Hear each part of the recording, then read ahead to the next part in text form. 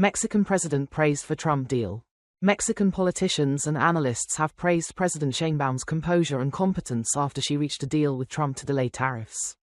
President Claudia Sheinbaum did a great job.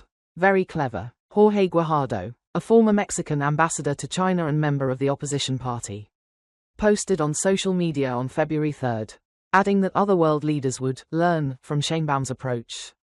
The praise came after Sheinbaum spoke by phone with U.S. President Donald Trump and convinced him to delay the import tariffs on Mexico by a month. In return, Mexico agreed to tighten controls on its northern border to stop smuggling, especially fentanyl, into the U.S. According to President Sheinbaum, the U.S. also pledged to prevent the smuggling of weapons into Mexico. Trump said the two countries would discuss the issues in more depth during the one-month tariff delay. The call took place hours before the tariffs Trump announced on Mexico. China and Canada were set to take effect. Leila Abed, director of the Mexico Institute at the Wilson Center in Washington, said Sheinbaum had taken a very cautious and strategic approach to the Trump administration. Abed pointed to Mexico's recent crackdown on fentanyl trafficking, including its largest ever seizure in December 2024. Those moves have helped Sheinbaum's negotiating efforts. Her administration has acted to send a clear signal to the United States that they understand fentanyl and organized crime are a top priority for the Trump administration. Abed said. Abed called the tariff delay a short-term victory for President Sheinbaum.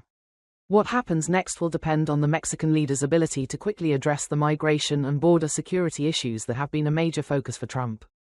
In November 2024, Trump first raised the possibility of imposing a 25% tariff on imports from Mexico and Canada to stem the flow of fentanyl and illegal immigrants into the United States.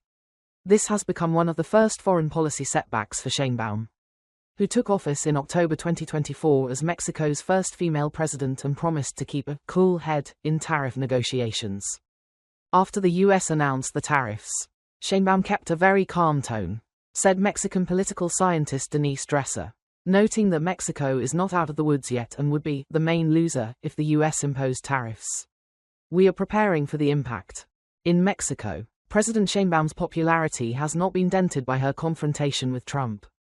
Her approval rating has risen from 74% in November 2024 to 77% in January.